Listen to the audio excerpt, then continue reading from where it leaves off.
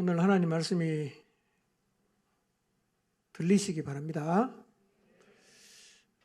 우리가 무슨 말을 들으면 두 가지로 듣습니다. 하나는 귀로만 듣고 하나는 귀로 듣지만 마음으로 듣는 것입니다. 아마 지금까지 여러분은 하나님 말씀도 그런 식으로 들어오셨을 것입니다. 귀로만 듣는 것은 무엇이고 또 귀로 동시에 마음으로 듣는다는 의미는 무엇일까요? 예를 들어 보겠습니다. 경찰서에서 전화가 왔습니다. 7월 5일 12시까지 경찰서 형사계로 나오라고 연락이 왔습니다. 자, 이런 전화가 오면 우리가 어떻게 합니까? 이런 이야기는 귀로만 듣지 않습니다. 마음으로 들어요. 즉각적으로 반응합니다. 왜 오라고 했을까? 그리고 가면 내가 어떻게 대응할까? 굉장히 많이 고민합니다. 그리고 분주하게 움직입니다. 그리고 그날 경찰서에 갈 수 있는 시간을 조정을 합니다. 마음으로 들리면 이렇게 해요. 은행에서 연락이 왔습니다. 7월 7일까지 남은 금액을 상환하지 않으면 법적 조치에 들어갑니다. 그렇게 연락이 왔어요. 자, 이런 연락 받으면 어떡합니까? 무시합니까? 아니죠? 반응합니다. 어떻게 해결해야 되냐? 아는 사람 다 동원해서 연기하려고 노력도 해볼 것이고요. 또 도저히 방법이 없으면 돈을 그날까지 내야 되니까 돈을 상환하기 위해서 돈을 구하려는 노력을 할 것입니다. 마음으로 들으면 이렇게 반응을 해요. 삶을 조정합니다.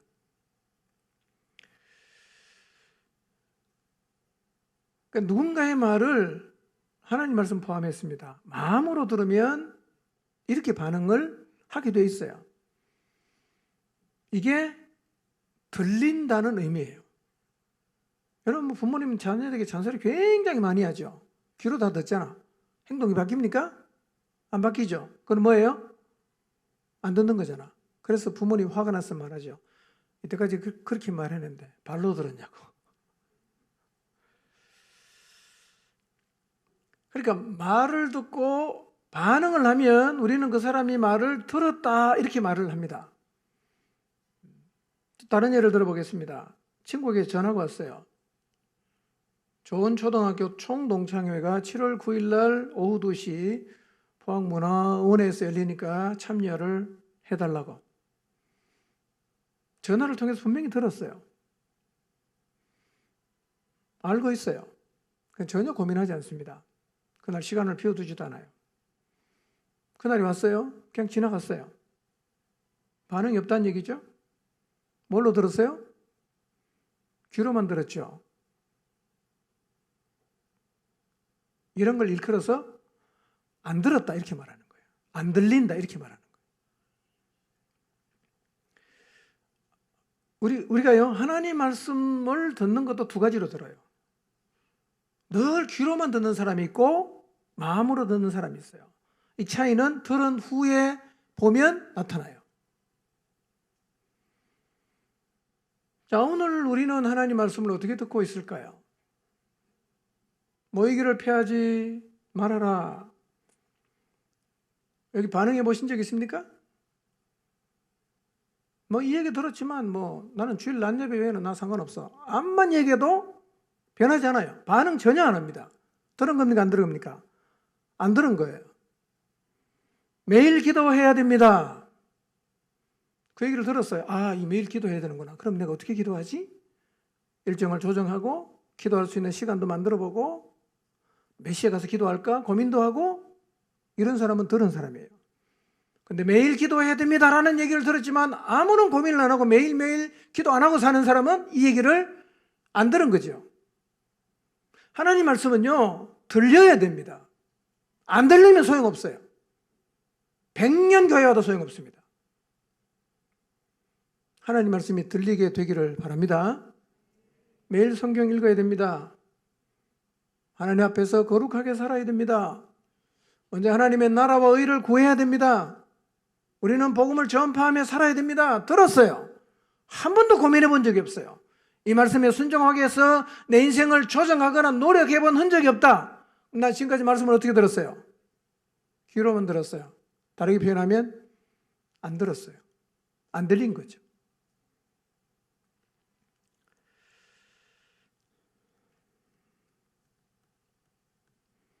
하나님 말씀이 들리게 되시기를 바랍니다. 하나님 말씀을 마음을 열고 들으시기를 바랍니다. 여러분, 구약에 보면 선지서가 17권 있습니다. 17권, 17명의 선지자가 이스라엘 백성을 향해서 계속해서 외친 얘기가 뭔지 아십니까? 하나님 말씀 들으라 이거예요. 하나님 말씀 들으라. 전부 이 얘기합니다. 왜 이 얘기 계속하겠어요? 안 들어요. 선지자 계속 보냈는데 안 들어요. 귀로 안 들렸다는 얘기는 아니에요. 귀로는 다 들었어요. 근데 전혀 반응하지 않습니다. 그냥 안 들은 거예요. 안 들린 거예요.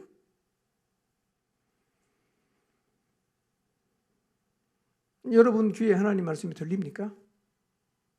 여러분의 마음에 하나님 말씀이 들립니까?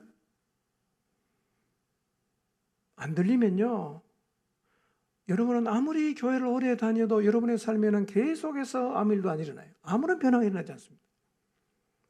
정말 안타까운 일이에요. 여러분, 하나님 말씀이 들려야 합니다. 말씀 때문에 기뻐하고, 말씀 때문에 두려워 떨고, 말씀 앞에서 애통하고, 말씀 앞에서 즐거워하고, 말씀 앞에서 회개하고 돌이키고, 이런 일이 계속 일어나야 돼요. 말씀 앞에 설 때마다, 예배를 드릴 때마다 우리의 삶이 변화돼야 된단 말이에요. 여러분, 이렇게 말씀이 들리는 사람은 지금 아주 안전한 자리에 있는 거예요. 아주 안전한 자리에 있습니다. 그 사람 인생은 절대로 잘못되지 않습니다. 그런데 말씀이 전혀 들리지 않아서 자기 마음대로 살아가는 사람은 그걸 자유라고 생각할지는 모르겠지만 굉장히 위험한 자리에 있습니다. 언제 문제가 생길지는 아무도 장담할 수가 없어요. 언제 문제가 생길지 몰라요. 여러분, 하나님 말씀이 계속 안 들린다면 계속 잡생각 나고 귀만 웅웅거리고, 그리고 예배를 끝나고 나가면 하나도 남아있지 않고 그 말씀대로 내 인생을 조정하거나 이 말씀 내가 순종해야겠다 막 두려워하고 이런 일이 일어나지 않고 있다면, 여러분, 하나님 앞에 하나님 말씀 들리게 해달라고, 하나님 말씀을 들을 수 있게 해달라고 기도해야 됩니다. 그러지 않으면 여러분의 신앙생활은 계속해서 허송세월하는 거예요. 의미가 없어진단 말이에요. 말씀이 들리게 되시기를 주님의 이름으로 축원합니다. 오늘도 하나님 말씀이 들리게 되시기를 바랍니다. 예. 이번 주가 6월 마지막 주입니다. 6월 마지막 주에 우리가 두 가지 중요한 일을 해야 됩니다. 하나는 뭐냐면, 마지막 주에는 복음 들고 나가야 되죠. 그 일을 해야 됩니다. 이번에 복음 전하는 대상은 주로 교회 안에 있기 때문에 그날 초청하는 사람이 아닌 경우가 많을 텐데요. 그렇기 때문에 꼭 사람을 만나서 복음을 말하시기 바랍니다. 그날 오시는 분 만나도 괜찮아요. 안 오신 분도 만나시기를 바랍니다. 복음을 꼭 들고 나가시기 바랍니다. 예, 이번 주는 제가 보니까 10명도 안 올렸어요. 예, 다 이제 지쳤나 봐요. 아니면 다음 주로 착각하고 계십니까? 하여튼 이번 주 다음 주 계속 복음 들고 나가시기 바랍니다. 또 하나 이번 주에 해야 될 일은 복음 집회를 위해서 저녁 기도회를 하는 일입니다. 월수목금 나흘간 합니다. 아직도 마음에 기도의 불이 붙지 않았다면 기도의 불을 붙이는 시간이 되어야 합니다. 영혼을 가슴에 담고 하나님의 약속을 주장하고 믿음의 기도를 드리며 성령의 나타나심을 사모함으로 나오시기를 바랍니다. 복음 집회 3주 남았는데요. 간간히 하나님께서 일하셔서 사람들의 삶에서 변화들이 일어나고 또 영혼들이 하나님을 향해 마음을 열고 돌아오는 일들이 일어나고 있습니다. 더 깊은 곳으로 나가야 되고요. 그리고 더 넓게 퍼져나가야 합니다. 계속 우리의 마음을 모아야 합니다. 이번 주부터 3주간 복음을 나누려고 합니다. 나 이미 예수님 믿는데 그 복음 또 들어야 되나? 그런 생각을 혹시 하실 분이 계실지 모르겠습니다. 복음은 구원을 얻은 사람에게, 얻지 못한 사람에게만 필요한 건 아니에요. 복음은 구원을 얻은 사람에게도 필요합니다. 우리는 계속해서 복음을 반복해서 들어야 합니다.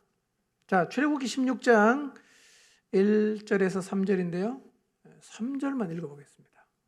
3절만. 노란 글씨를 좀 유의해서 읽어보시기 바랍니다. 시작.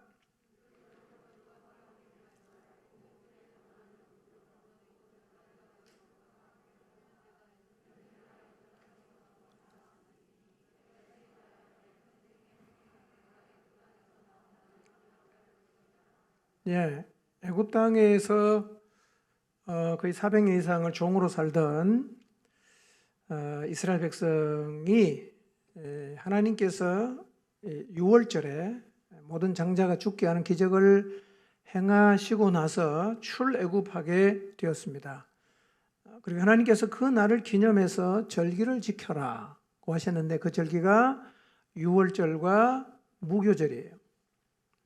근데 그 절기를 지켜야 되는 이유를 3절에서 얘기하고 있죠. 뭐라고 말씀하고 있습니까? 내 평생에 항상 내가 애굽 땅에서 나온 나를 기억할 것이니라 그랬어요.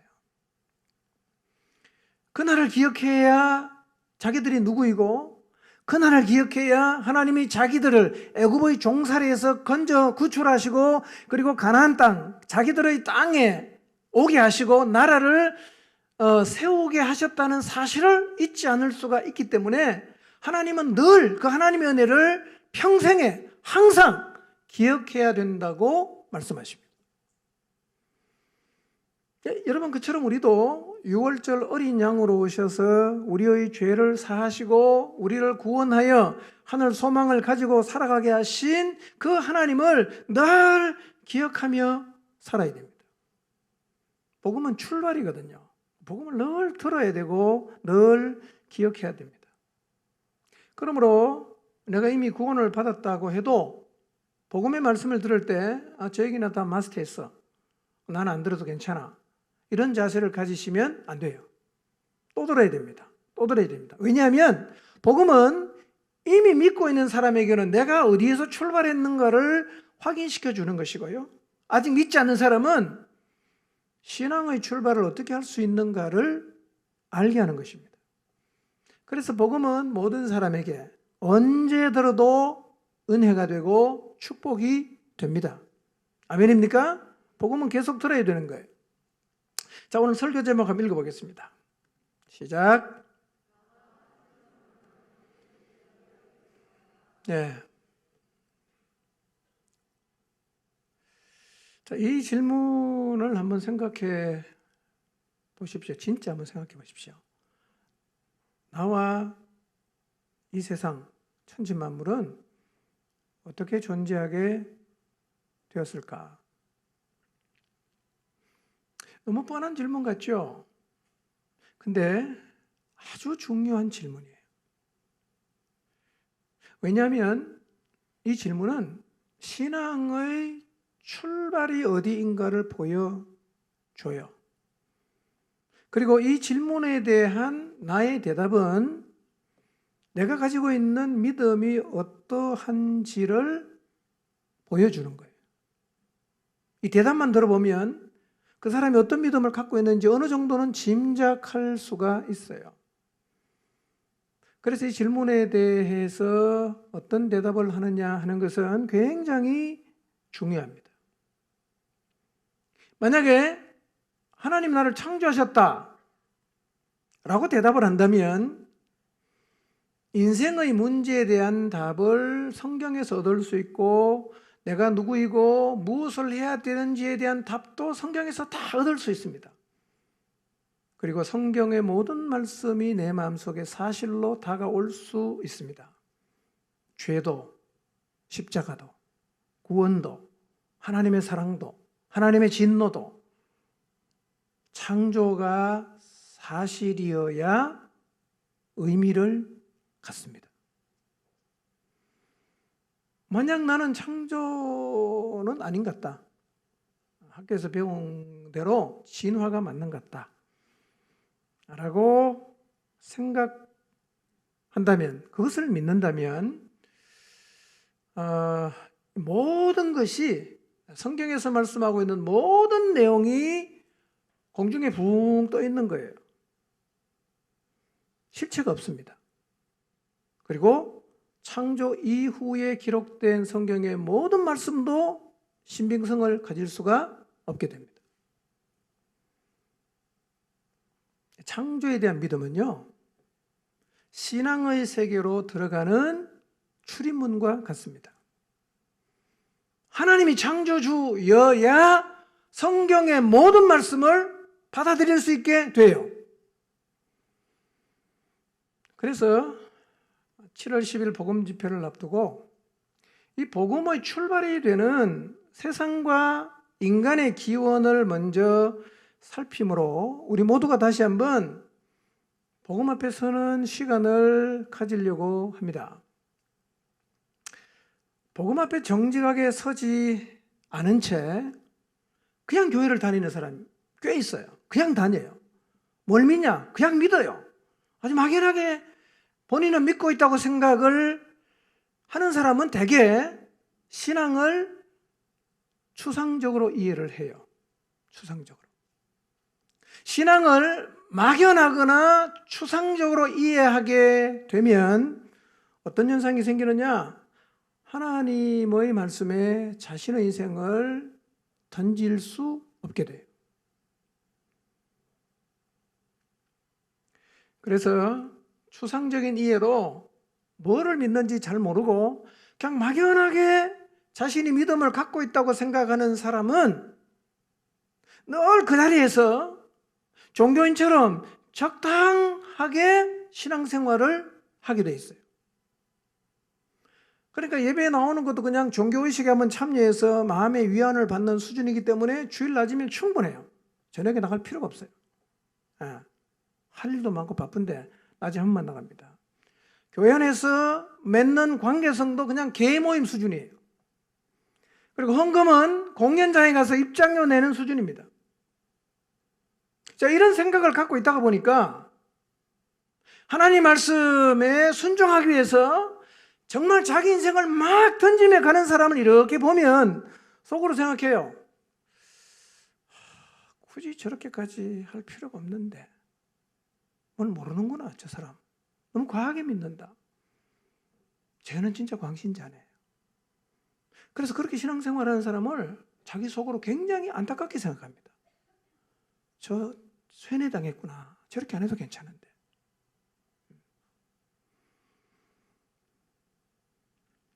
여러분, 그래서 신앙이 추상적이 되고 막연하게 되면 절대로 하나님의 말씀 앞에 자기의 인생을 던지는 자리에는 서지 않는 게 아니라 설 수가 없어요. 그렇게 믿음이 안 가거든.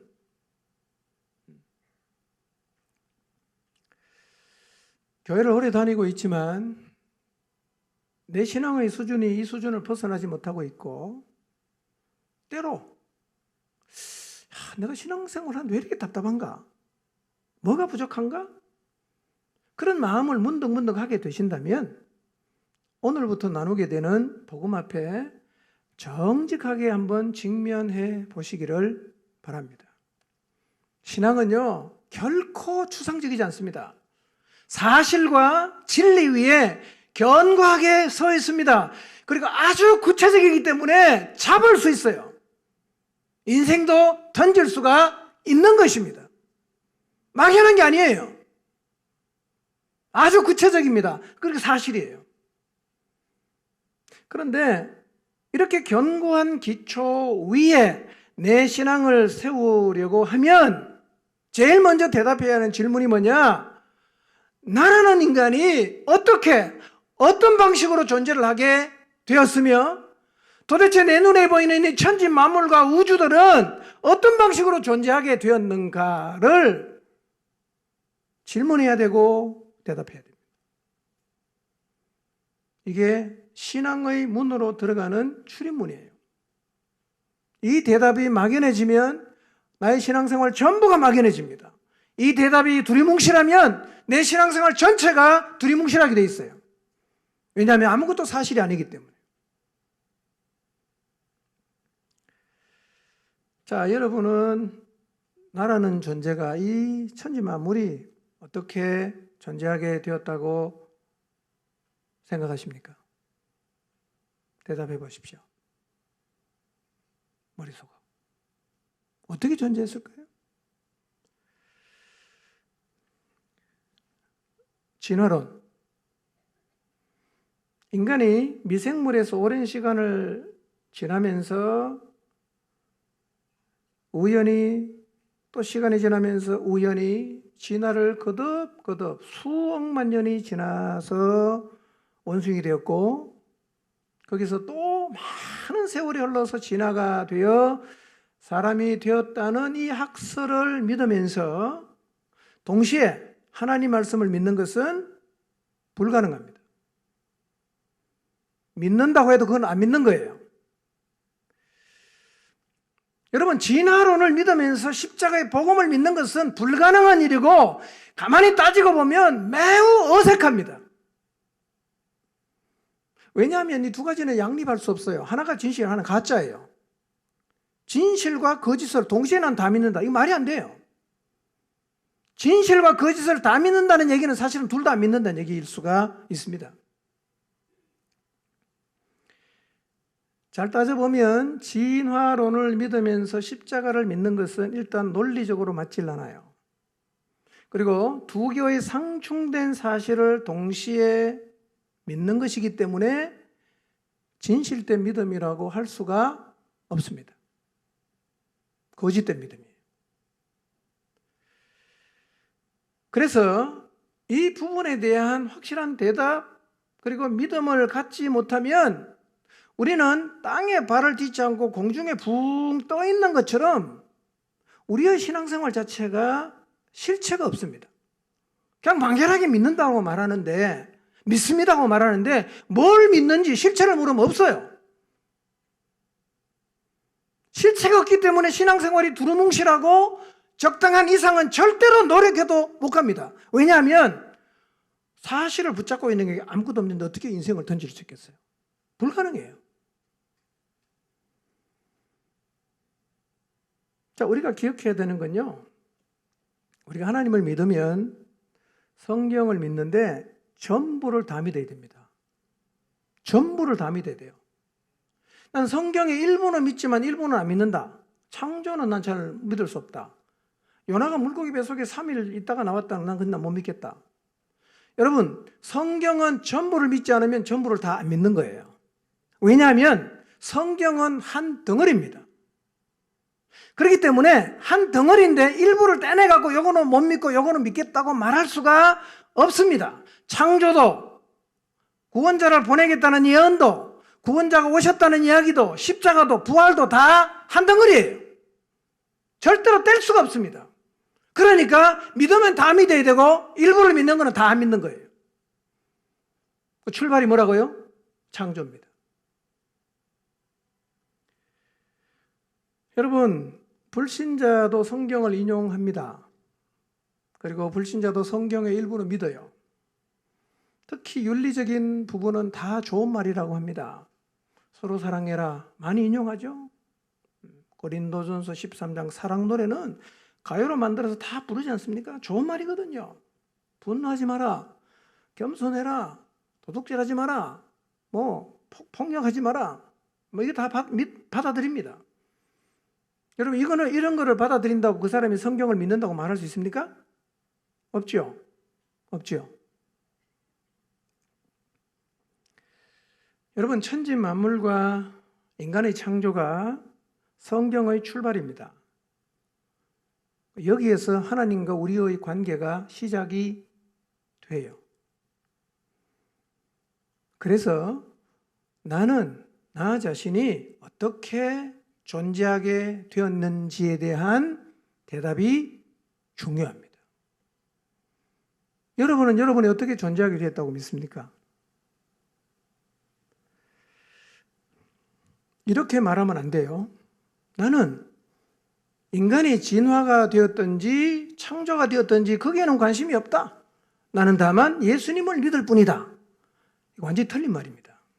이 말은 성립이 안 되는 말이에요.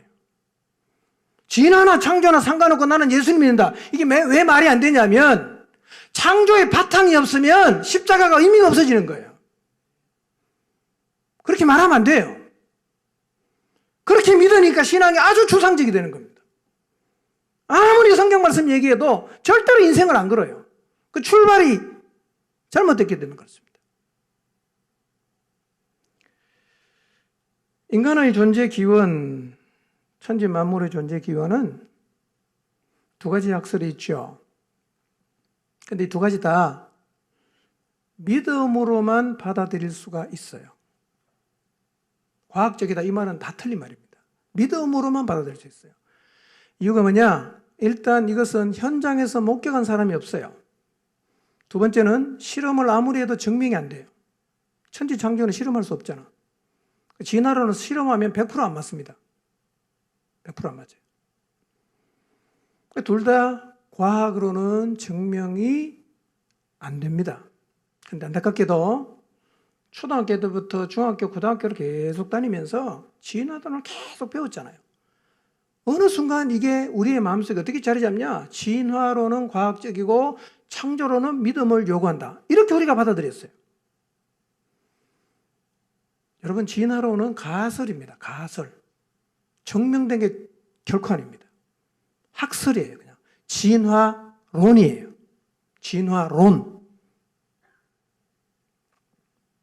여러분, 지구상에 있는 모든 책, 신화는 빼야 됩니다. 신화는 말고 지구상에 있는 모든 책, 여기에는 종교의 경전도 포함이 되는데 인간을 내가 만들었다, 세상을 내가 만들었다고 주장하고 있는 책은 한 권도 없습니다.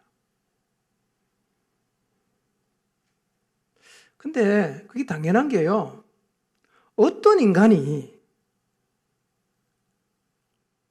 인간의 존재 기원과 이 천지 만물의 존재 기원에 대해서 언급할 생각을 할 수 있겠어요? 그런 글을 적을 생각할 수가 없는 거예요. 왜냐하면 너무 자기하고는 상관이 없는 얘기니까. 그래서 지구상에 있는 모든 책 중에 신화만 빼고 세상을 내가 만들었다, 사람을 내가 만들었다고 주장하는 책이 없는데 유일하게 딱 한 권 있는 게 성경이에요. 성경은 딱 펼치면 천지 만물을 누가 만들었는지, 사람을 누가 만들었는지를 적고 시작합니다. 성경은 하나님이 사람을 만들었다, 하나님이 세상을 만들었다라고 주장하고 있습니다. 어떻게 이런 주장이 가능할까요? 보통 사람은 생각해낼 수 없는 주장 아니겠어요? 여러분, 이런 주장을 한다는 얘기는 했기 때문에 그냥 자연스럽게 얘기하는 거예요. 하나도 이상할 게 없어요. 자, 창세기 1장 26절, 26절 7절 한번 다시 한번 읽어봅시다. 시작.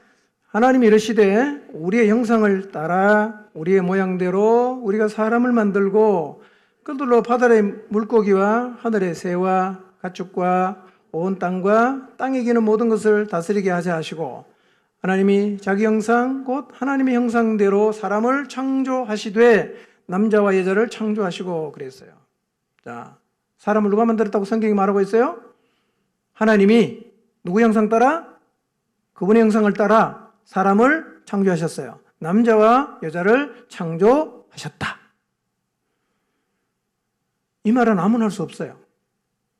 이 말을 할 생각도 사실은 해내기 어려워요.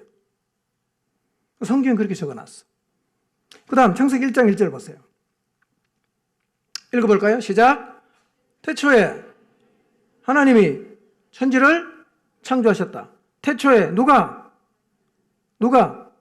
무엇을 어떻게 했다고요? 창조했다. 태초에 하나님이 하늘과 땅을 창조했다. 성경 딱 열면 그 얘기부터 시작합니다. 딱 열면. 그리고 1장 2절부터 31절까지를 쭉 읽어보면 하나님이 천지 만물을 어떻게 만드셨는가를 말씀하세요. 자, 인간과 천지 만물의 기원은 스스로 진화가 되었다고 주장하는 진화론과 하나님이 창조했기 때문에 존재하게 되었다는 창조론 두 가지밖에 없어요. 두 가지밖에 없습니다. 자, 우리가 미생물에서 진화가 된 결과물로 믿든지 아니면 하나님이 창조한 존재로 믿든지 둘 중에 하나를 믿어야 됩니다. 두 가지 다 생각해 보세요. 한번 곰곰이 생각해 보세요. 진짜 진화가 돼서 내가 존재하게 됐을까? 아니면 하나님이 만드셨을까? 한번 생각해 보세요. 자, 이 두 가지가 다 뭐가 필요하다 그랬어요? 믿음이 필요하다 그랬죠? 우리는 자꾸 이렇게 오해를 합니다. 성경에 나와 있는 창조론은 믿음이 필요하고 진화론은 과학적이기 때문에 믿음이 필요하지 않다고 생각하는데 이게 아주 틀린 말입니다. 여러분, 사실은 창조보다 진화가 훨씬 더 많은 믿음이 있어야 받아들일 수 있어요. 진화가 창조보다 믿음이 더 커야 받을 수 있어요. 왜냐하면 이 진화론은 과학과 정반대예요. 지금까지 과학이 가지고 있는 결론 중에 하나가 뭐냐면 종은 전환이 안 된다는 거예요. 소가 돼지가 되고 돼지가 말이 되고 이건 안 된다는 거예요. 과학적으로 계속 연구를 해보니까 실험을 해보니까 안 된다는 거예요. 그러니까 진화는 뭐라고 얘기합니까? 종이 전환이 되어서 인간이 만들어졌다고 주장하거든요. 그러니까 이거는요, 일단 그 실험한 결과와 반대되는 얘기입니다. 그러니까 이거는 진짜 대단한 믿음이 있어야 받아들일 수 있어요. 그 다음에 진화는 시간이 가면 갈수록 정교해진다는 학설이에요. 자, 여러분, 집을 지어놓고 5년이 지나고 10년이 지나고 50년이 지나면 점점 집이 선명해지고 새 건물이 됩니까? 낡아집니까? 낡아지죠? 진화론은 어떻습니까? 미생물인데 나중에 사람이 됐다는 거예요. 그러니까 시간이 가면 갈수록 더 정교하게 만들어진다는 게 진화론인데 이거는 진짜 대단한 믿음을 요구합니다. 여러분, 집 지어놓고 10년 지나고 20년 지나면 점점 새 집 됩니까? 헌집되죠? 근데 진화론은 반대로 얘기합니다. 믿을 수 있어요? 그러니까 진화론은 진짜 믿음이 요구돼요. 그 다음에요, 진화론은 쥐가 박쥐가 됐어요. 계속 진화가 돼야 되니까. 그러면 쥐가 박쥐가 되려고 하면 중간 단계가 있어야 돼요, 없어야 돼요? 굉장히 많아야 되겠죠? 굉장히 많아야 돼요. 근데 지금까지 지구에서 발견된 화석 중에서 생물의 중간 단계 화석은 하나도 없어요. 발견되면 그게 훨씬 더 많아야 되잖아요. 날개 하나 있는 거, 날개 2개 있는 거. 이러다가 쥐에서 박쥐가 나와야 되는데요. 이 중간 단계 화석이 없어요. 이게 뭔 얘기냐? 여러분, 창세기 1장 읽어보세요. 하나님이 어떻게 만들었는가? 모든 것을 종류대로 만들었어요. 진화된 게 아니라 처음부터 하나님이 그렇게 만드신 거예요. 그리고 또 하나는요, 생명체는 스스로 존재할 수 없어요. 없어요. 이게 지금까지 과학이 밝혀낸 사실이거든요.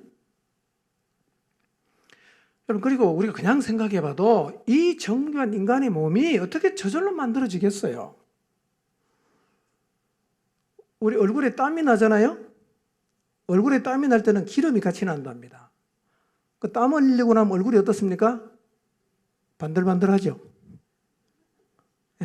근데 똑같은 몸인데요, 손바닥에 기름이 날 때는 물밖에 안 나온답니다. 신기하지 않습니까? 이게 저절로 될까요?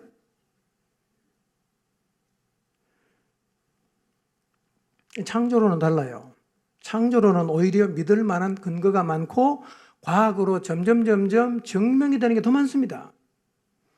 자, 인간 몸에 뭐가 발견됐어요? 설계도가 있다는 거예요. 자, 우리 교회 지을 때 설계도 있었죠? 설계도가 있으면 반드시 뭐가 있습니까? 설계한 사람이 있잖아. 설계도가 저절로 생깁니까? 안 생기죠? 우리 몸에 설계도가 있다. 뭔 얘기입니까?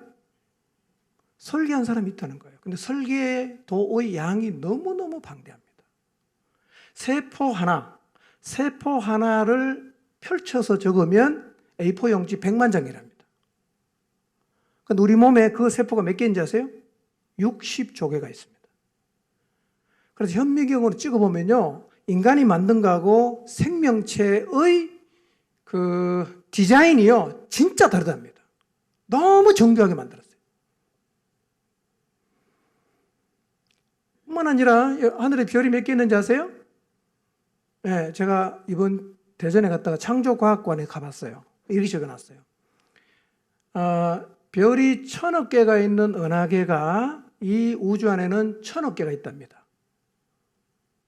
1000억 개의 별을 갖고 있는 은하계가 1000억 개 있어요. 몇 개 있습니까? 몇 개 있어요? 자, 근데 작게는 태양계를 봅시다. 태양계를 보면 태양계에 있는 금성, 목성, 화성, 뭐 지구 다 해갖고 가만히 있나요? 자기 길로 갑니까? 가지요. 저절로 됩니까? 그러니까 천지만물은 아주 정교하게 설계가 되어 있어요. 이거는요, 전지전능한 어떤 분이 만들었다고 하는 게 말이 되지, 이게 저절로 생겼다는 건 말이 안 되거든요. 안 되거든요. 더 중요한 거는 성경이 창조를 분명하게 말씀하고 있다는 거예요. 만약에 우리가 창조를 믿지 않고 창조를 신화 정도로 생각한다면 우리의 신앙에 심각한 문제가 생깁니다. 왜냐하면 창조가 신화가 되면 성경의 출발이 신화에서 출발하는 거예요. 여러분, 성경의 모든 얘기는 창조를 바탕에서 다 나오거든요. 근데 창조가 신화가 되면 그 다음 얘기는 다 어떻게 돼요? 전부 신화가 돼요. 자, 그러니까 이 신화의 바탕에서 메시아가 온다고 예언을 해요. 이 신화의 바탕에서 많은 선지자가 와갖고 이 종말이 되면 메시아가 올 거라고 예언을 했어요. 그리고 신화로 존재한 인간을 구원하기 위해서 하나님의 아들이 세상에 와서 십자가에 죽으신 것이 돼요. 더 재밌는 거는 그 신화에 의해 존재한 인간을 위해서 하나님께서 천국도 만들고 지옥도 만들어서 신화로 만들어진 인간이 천국도 가고 지옥도 가요. 그러니까 창조가 신화가 되면 성경은 아주 우스꽝스러운 코미디 책이 되는 거예요. 그럼 창조가 신화면 선악과는요? 그것도 신화예요. 에덴 동산도 신화예요. 그러면 그 다음 얘기들, 인간이 타락했다, 구원자가 왔다, 구약과 신약의 얘기는 다 믿을 수 있는 얘기예요, 믿을 수 없는 얘기예요. 그러니까 창조를 부정하고 나면 성경의 모든 말씀이 마음에 와닿질 않아요. 와닿지 않아요. 그러니까 와닿지 않는 말씀이 어떻게 자기 인생을 걸겠어요? 맨날 그 자리에 있는 거죠.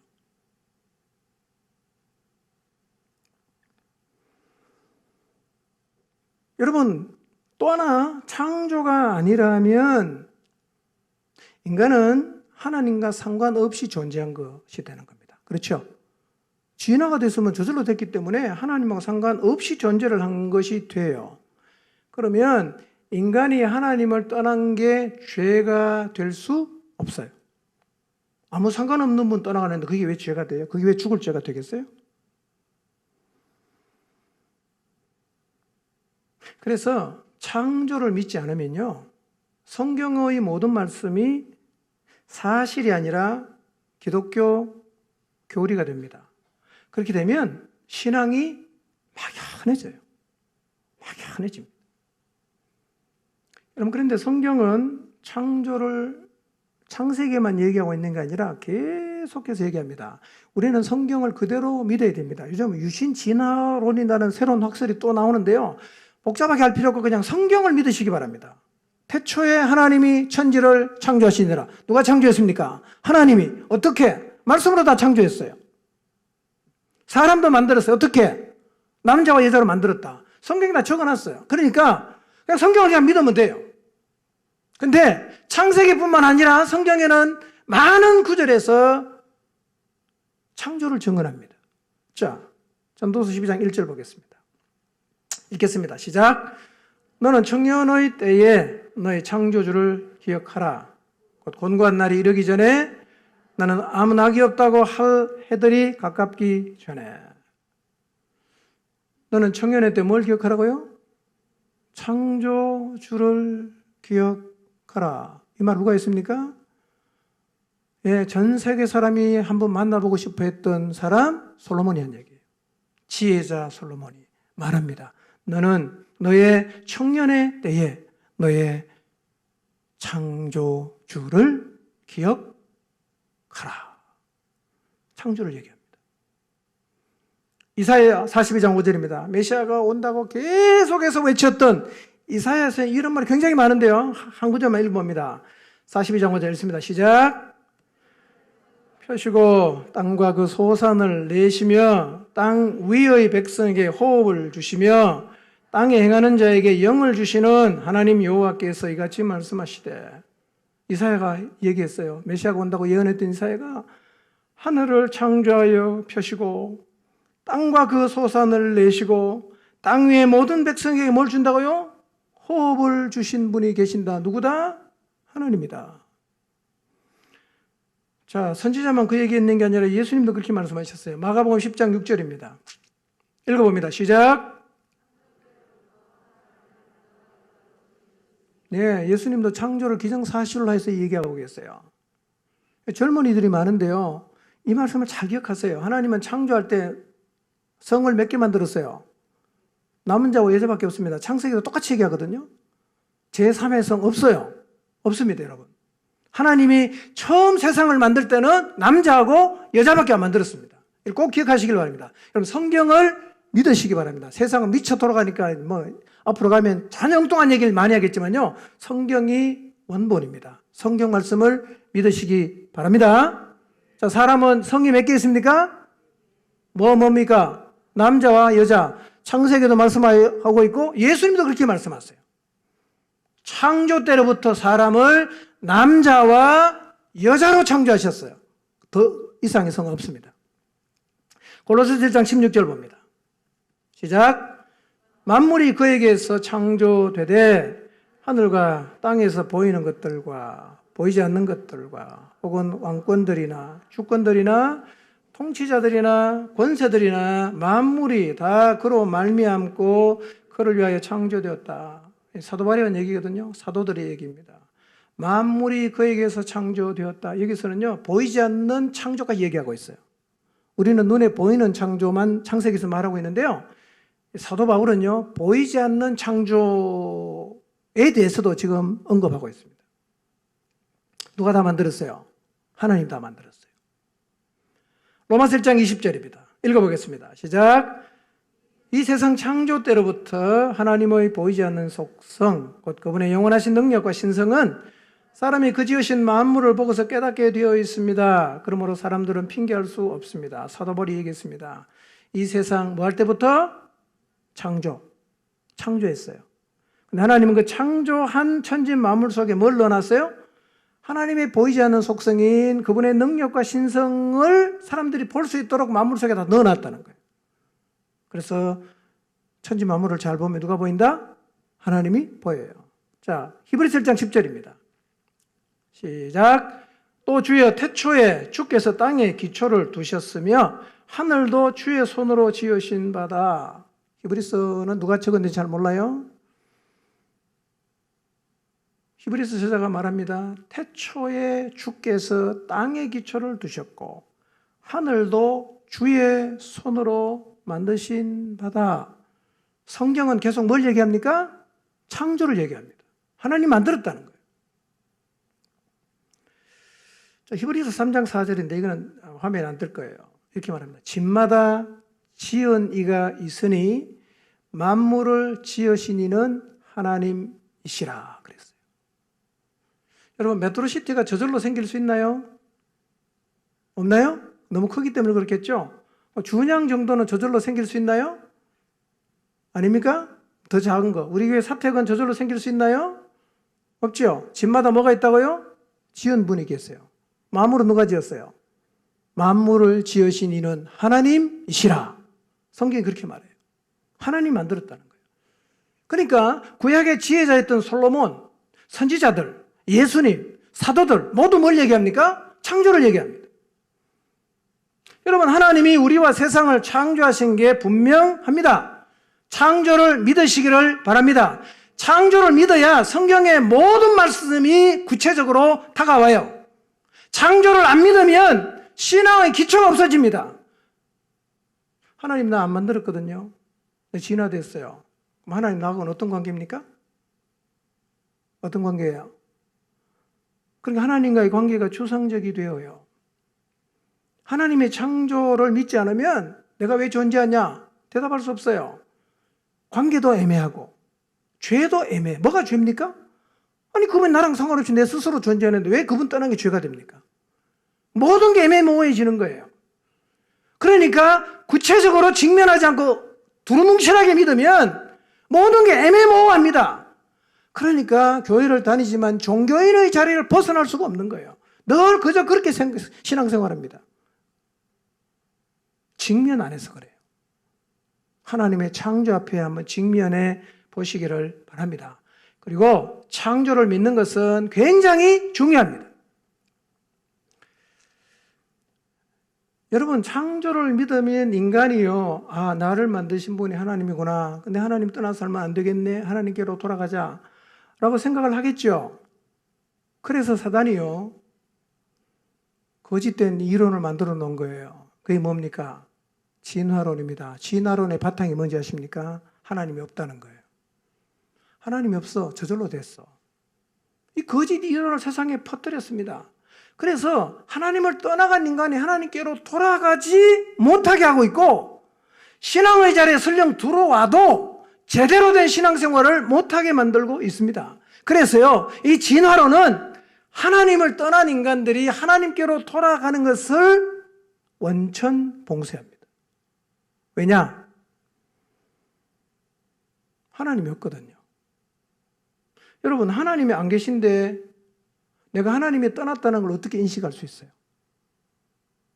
하나님이 안 계신데 내가 어떻게 하나님께 돌아갈 수가 있어요? 창조가 신한데 그 다음 얘기 어떻게 믿을 수 있어요? 확실하지 않는 이야기에 어떻게 내 인생을 걸 수 있어요? 그러니까 적당하게 하는 게 지혜로운 거예요. 여러분, 창조를 믿지 않으면 근본적으로 하나님을 향한 신뢰가 생기지 않아요. 그리고 말씀도 신뢰하기가 어려워집니다. 혹시 여러분 하나님 말씀에 여러분 인생을 걸 수 없다면 이 부분부터 정직하게 직면해야 됩니다. 진짜 하나님 나를 창조하셨나? 하나님 나를 만드신 게 맞는가? 여러분, 그래서 이 진화론은요, 하나님의 피조된 인간들이 하나님께로 돌아가는데 가장 큰 장애가 되고 있는 거짓말이에요. 여러분, 진화는 거짓말입니다. 아주 고약한 거짓말이에요. 인간과 천지 만물은 우연히 오랜 세월이 지나면서 진화가 된 게 아니라 하나님이 계획을 가지고 창조하셨습니다. 이 부분을 확실히 하시길 바랍니다. 여러분, 세상의 학설 말고 성경을 그대로 믿으시길 바랍니다. 성경이 증거하는 하나님의 창조를 그대로 믿고 나를 창조하셨고 지금도 살아계시는 그 하나님과의 관계 안에서 살아야 합니다. 그리고 창조가 진리라면 창세기 이후에 나오는 모든 말씀도 다 진리입니다. 그럼 창조를 믿게 되면 그 뒤에 말씀이 또 따라와요. 여러분, 성경의 모든 말씀은 반드시 그대로 됩니다. 그렇기 때문에 이 분명한 확실한 말씀에는 우리의 인생을 던져도 하나도 과하지 않습니다. 성경 말씀을 다 받아들이십시오. 그리고 이 말씀에 여러분의 인생을 던지십시오. 그리고 창조의 바탕에서 하나님과 나와의 관계를 한번 정립해 보십시오. 하나님 날 창조하셨어요. 나는 하나님 피조물입니다. 나는 누굽니까? 나 어떻게 살아야 되죠? 막연하게 생각하지 마시고 나를 만든 분이 계세요.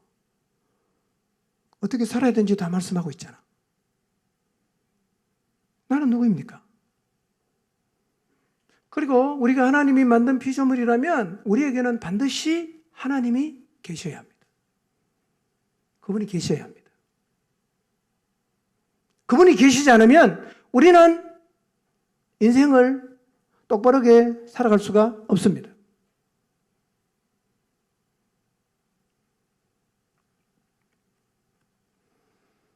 그분이 나를 만드셨어요. 주인입니다. 그분은 우리의 인생에서 주권을 행사하실 권리가 있습니다. 내가 그분의 피조물이라면 우리는 그분에게 마땅히 순종해야 됩니다. 순종해야 됩니다. 그분이 우리를 창조하신 게 확실하다면 순종이야말로 피조물이 할 수 있는 최고의 지혜로운 행동이에요. 이게 최고 지혜입니다. 우리는 지금밖에 모르잖아.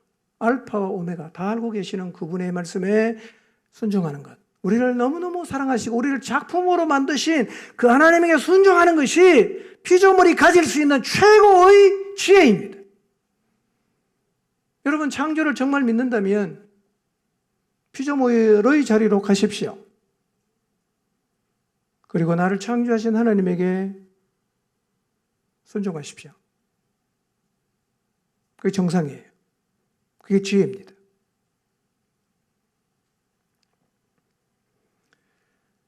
여러분, 창조가 확실하기 때문에 하나님에게 창조된 모든 피조물, 인간들의 가장 큰 문제가 뭐겠어요? 나를 창조하신 하나님을 떠난 거예요. 그분을 부정하는 거예요. 하나님 없다. 그분을 마음에 두지 않는 것. 그래서 성경은 이것이 인간이 멸망에 갈 수밖에 없는 죄라고 말씀하고 있습니다. 한번 생각해 보십시오. 지금 여러분의 마음속에 하나님이 계십니까? 한 번이라도 여러분의 마음속에 주인으로 모셔드리셨던 적이 있으십니까?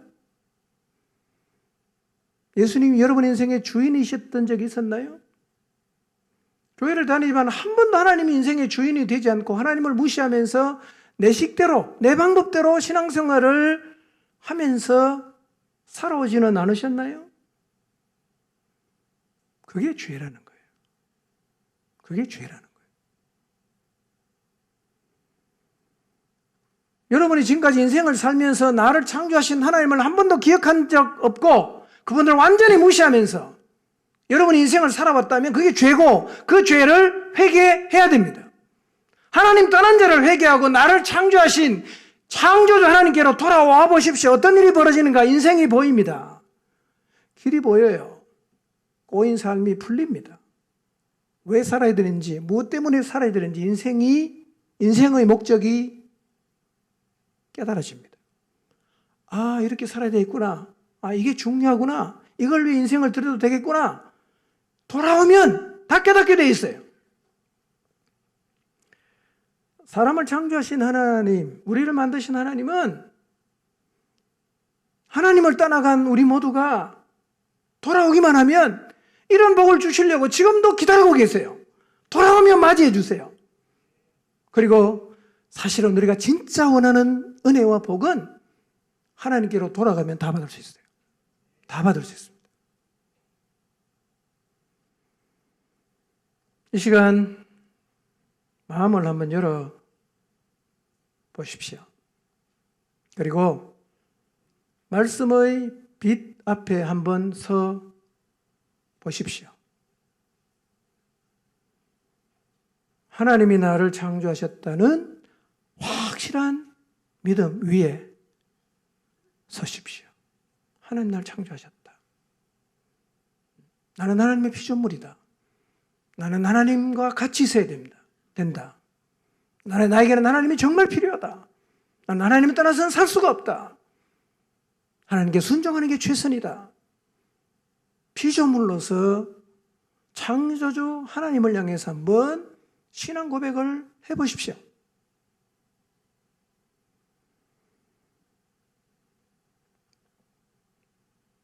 이미 믿고 있다면, 하나님을 이미 믿고 있다면 그분과의 관계를 회복하십시오. 다시 온전한 순종의 자리로 돌아가시기를 바랍니다. 그러나 아직 믿지 않고 있다면, 내가 미생물에서 저절로 진화가 되어서 만들어진 존재가 아니라 하나님의 목적을 가지고 걸작으로, 작품으로 만든 아주 소중한 존재임을 받아들이시고 창조주 하나님께로 돌아가게 되시기를 주님의 이름으로 축원합니다. 기도하겠습니다.